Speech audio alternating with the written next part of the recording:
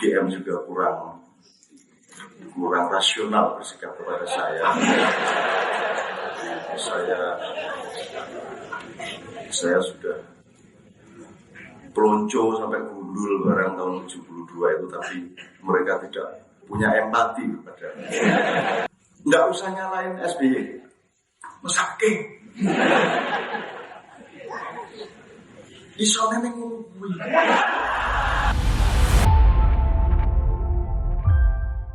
Saya ini berjuang setengah mati karena saya ini tidak pernah baca buku seumur hidup selain Winnetou and Sutherland, terus Nogososro and Sapu Inten. Jadi saya pakai bukunya Pak Amin itu untuk tidur. Saya tidur, saya taruh bawah bantal, dan itu kan ada gelombang elektromagnetik. Jadi bukan Anda kalau memakai ilmu-ilmu di UGM nggak nyampe. Jadi buku itu kan kemanapun dia pergi, dia membawa auranya Pak Amin, dia membawa gelombangnya Pak Amin, dia membawa partikel-partikel boson dan fermon yang kecil-kecil yang bisa mempengaruhi setiap mekanisme sel-sel otak setiap orang yang membacanya. Lah saya enggak sekedar ingin dipengaruhi seperti itu, tak gawa turu. Tidur. Iya, tapi terus malam-malam denger lagi I love you, tak buang. I love you plus bantal kan. Oke, tapi anyway, saya ingin mempertegas saja beberapa hal. Karena saya senang sekali dengan perspektifnya Pak Mukhtar dan sejumlah fakta dan penyikapan dari Mas Derajat dan Pak Amin sendiri sudah jelas. Jadi misalnya gini, saya ambil yang namanya juga saya tidak punya tradisi akademis dan tidak pernah sekolah, dan UGM juga kurang rasional bersikap kepada saya. Saya sudah pelonco sampai gundul barang tahun 72 itu, tapi mereka tidak punya empati kepada mahasiswanya yang sudah gundul-gundul dan dibiarkan saya tidak bisa membayar SPP. Sehingga akhirnya saya bilang sama dosen, Pak, saya bukan orang bodoh. Silakan semua teman-teman saya menyelesaikan 6 tahun, saya cukup 5 bulan juga. Karena saya pendekar yang bisa mempelajari ilmu 6 tahun, bagi orang lain saya 4 bulan. Dan di setiap sekolahan selalu saya ringkes. Di SD tak ringkes. Jadi kelas 2 SD saya sudah diusir. SMP diusir. Di Gontor itu semua orang belajar kayak Gus Dur itu, kitab kuning segala macam. Wah, kok pokok banget tuh. Sinau kok nanti 6 tahun, dulu saya itu 2 tahun sudah cukup. 2 tahun, dan Gontor itu mohon supaya saya keluar.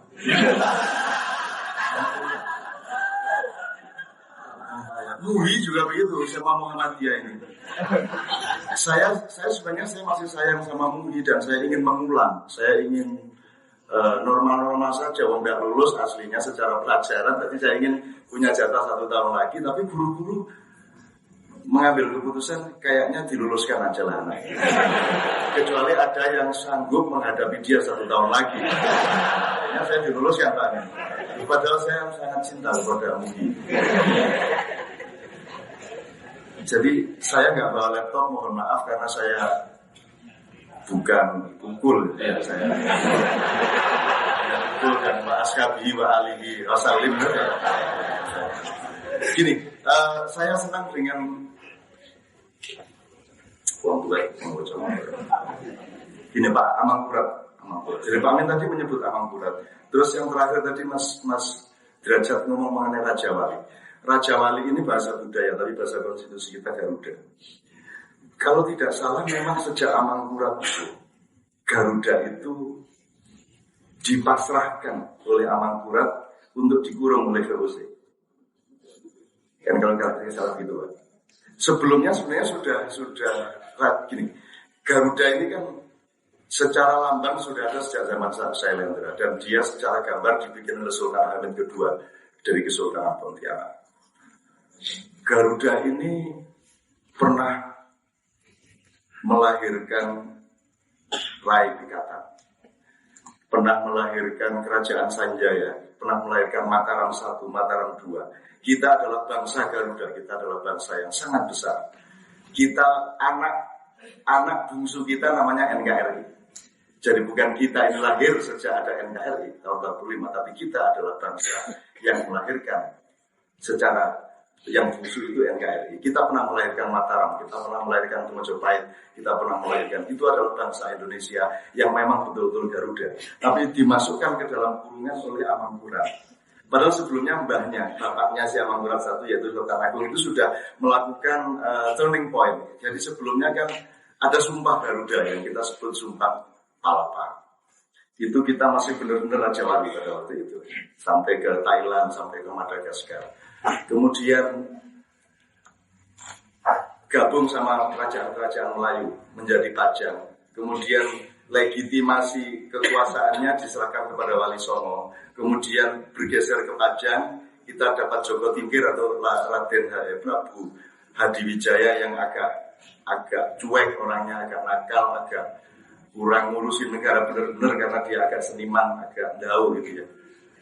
Sehingga kemudian dia tidak memikirkan regenerasi, sehingga terjadilah kemudian kecelakaan di mana tidak ada akselerasi ideologi dan konstitusi dari kerajaan Pajang, sehingga lahirlah Mataram yang sesungguhnya merupakan patahan dari sejarah bangsa kita.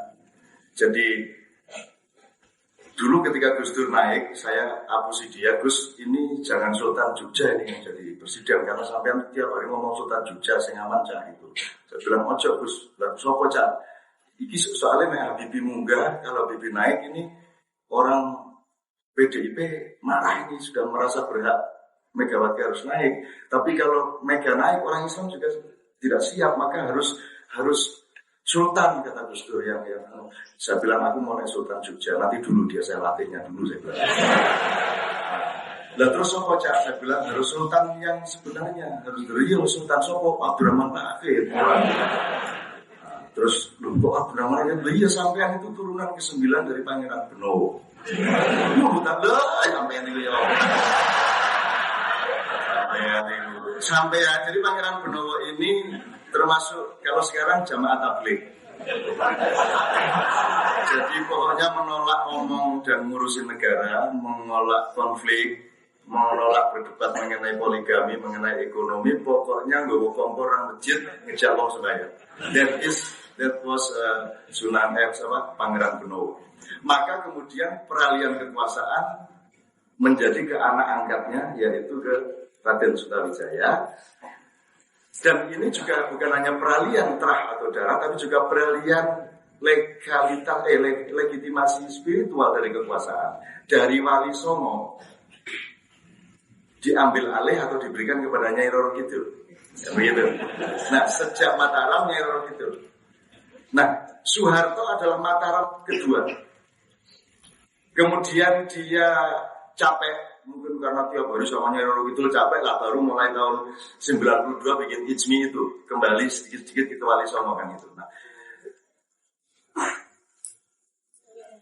kekuasaan Nyai Roro Kidul ini kemudian disingkirkan kembali oleh bapaknya Amangkurat yaitu Sultan Agung yang ditemani oleh keris yang namanya Kiai Bolorojo.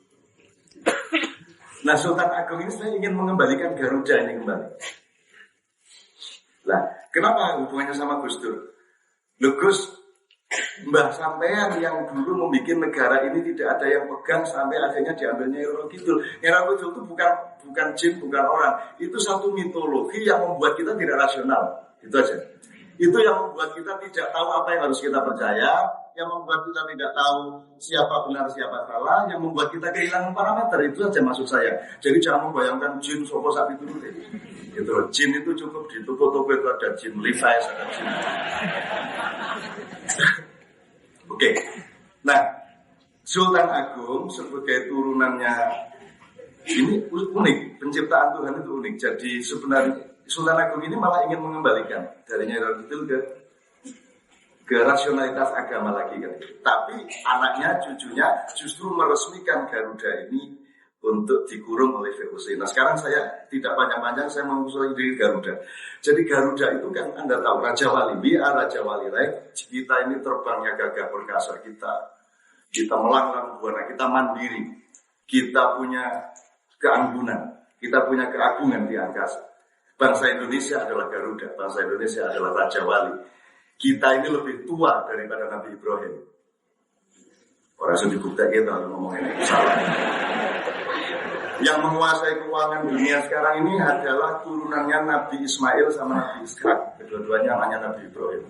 Jadi keuangan Arab dan politik Yahudi dan seluruh perangkat-perangkat kekuasaannya semua itu ada di bawah keturunan Ismail sama Ishak. Pertanyaan saya, kamu siapa? Gua turunan Nabi Ilyas atau apa? Saya ingin mengatakan kepada Anda lebih tua dari Ibrahim. Induk Anda itu generasi ke-6 sesudah Adam. Ini susah dibantah juga karena penelitiannya juga belum ada.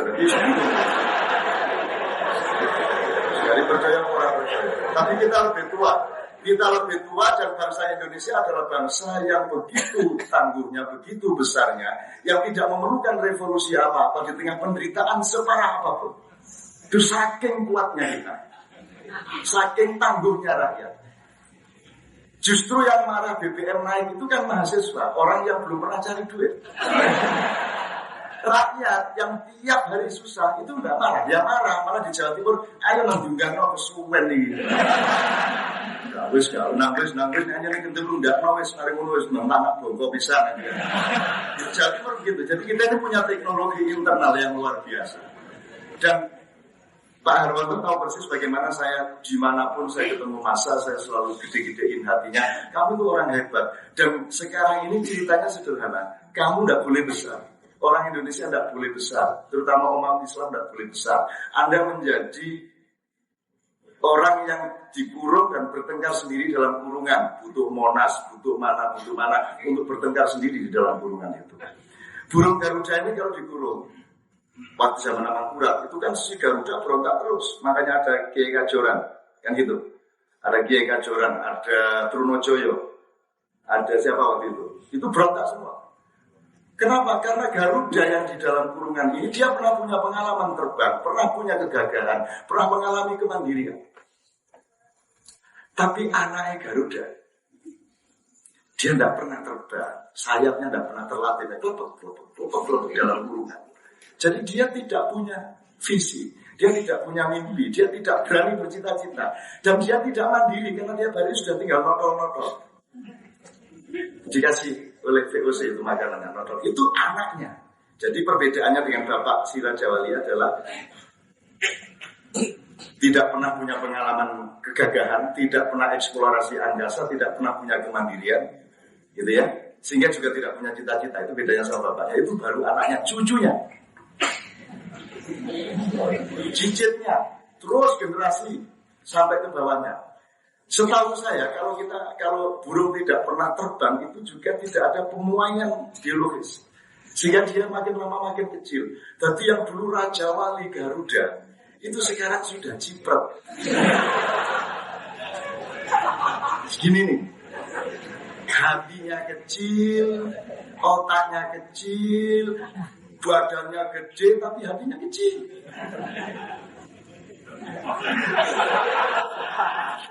Dan Pak Amin nomo, ya. Awake sak kebun, atine sak tumo. Ya. Jadi kuwi denowo bungo. Jadi itu kan raksasa ya. Raksasa ya Pak Amin. Raksasa tapi badannya toh gede, gagah, ganteng, tapi hatinya kecil. Sebenarnya yang salah Pak Amin. Karena Pak Amin ada di medan perang dan membiarkan semua itu terjadi.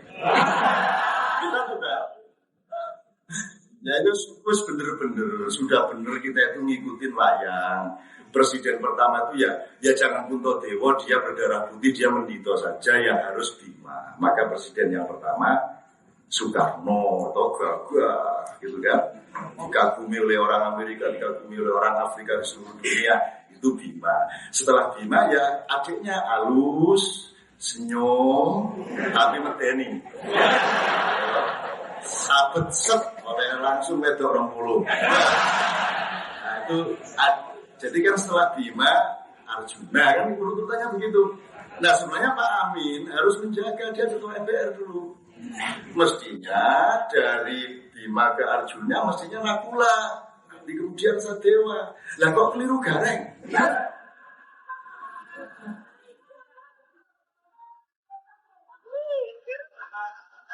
Yang di market ya tadi. Keliru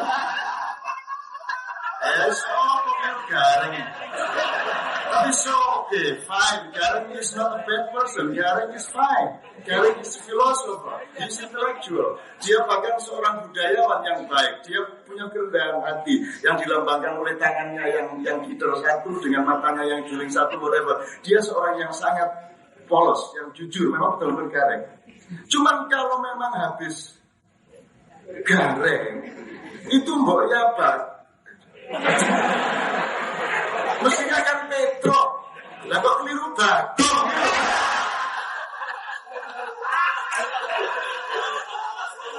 Iya, yo keliru terus iki. Lah kok terus Bagong gak wis. Jenenge Bagong ayo. Kita kalau sudah Bagong itu jam 2 malam keluar goro-goro. Kalau sudah Bagong pasti Lembok yang datang. Itu orang ini caranya gitu. Saya ini mau ngomong serius tentang Garuda.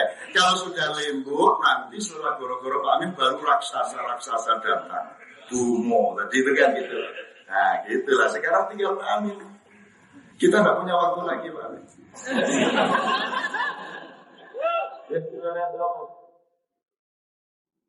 Ini masalah sejarah dan masalah nasib burung Garuda yang sekarang sudah menjadi embrit. You are a real special as a nation. Kamu bangsa yang luar biasa. Wah ini kalau, banyak sekali yang ingin saya tekankan lebih roh untuk Anda semua sebenarnya. Jadi kita punya waktu sangat sedikit Pak. Ini jangan sampai lolos. Tahun 2012 jangan sampai belum ada turning point. Dan nanti tahun 2015 itu 70 tahun persis sesudah kemerdekaan. Dan tolong pelajari antropologi dan ekosistem, ekologi. Semua bencana dan kejadian besar di dunia itu 94% terjadi pada titik kelipatan 7. Ini bukan mistik. Kelipatan 7. Jadi itu kalau dilihat tahun-tahunnya terjadinya, jadi tsunami di zaman Musa, tsunami di zaman Nabi Nuh, tsunami Aceh segala macam. Kalau Anda lihat tahunnya, itu semua pada kelipatan 7. Dan peristiwa-peristiwa besar di dunia ini juga selalu ada indikator terhadap 7. Kita dijajah Belanda juga setengah kali 7, dijajah Jepang setengah kali 7. Maka buku ini saya sebenarnya kasih nilai 9, cuma demi 7 saya kasih nilai 7.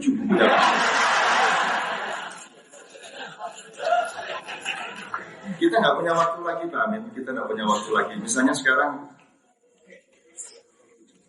sebelum saya mengurut sedikit ini, saya kan ada beberapa rekomendasinya Pak Amin yang ingin saya tegaskan aja. Tidak ada yang salah, bukunya Sofian ada, bener. Semua gue. Yo Amin Rais harus seperti itu dan Amin Rais ngomong dok rasa Amin Rais kan gitu ya. Jadi habis ini harus jelas. Go to the center of the war. Perang. Lo ya meneng, hidup adalah perbuatan.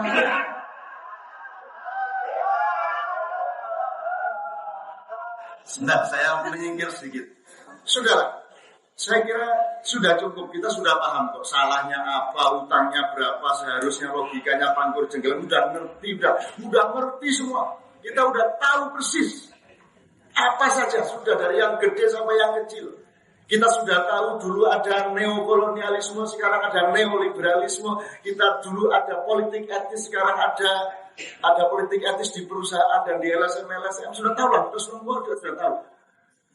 Cuman masalahnya sekarang sudah kita berhenti mengeluarkan energi untuk nyalain siapa-siapa. Nggak usah nyalain SBY. Mesake. Isone ning kuwi.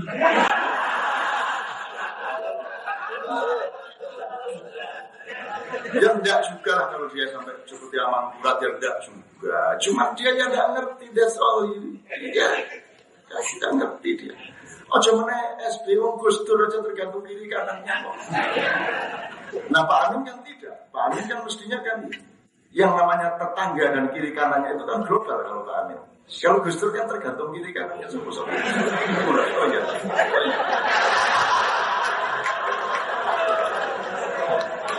Oh bikin dekret aja ya. Lapo tuh sampean gawe dekret itu lapo. Jangan repoti sampean. Ya apa sak wis suwe gak dekret. Iya. Ya tapi sampean gak dekret gitu. Kok sampean takon aku lak dulurmu. Yo mbak elek-elek masih gak dadi apa-apa tapi aku tresno karo sampean. Takon kayak sampean percaya Kolonel Juanda. Tok sampean takon aku nek TNI apa petane apa sampean takon aku. Aku iso ndelesep nang dia. Aku iki tugas iblis di dunia. Terus sampean kapusan jadi waktu dekret itu sejak sore hari tank itu mengepung tentara, mengepung istana Pak Amin. Dan moncongnya menghadap ke luar, pantatnya di istana. Gus Dur mengatakan, so ini sebuah bahasa politik bahwa unsupported by the military. Jadi moncongnya ke rakyat-rakyat rasa macam-macam dari presiden gue harus kayak dekret gue menengok rasa lawan, gitu ya.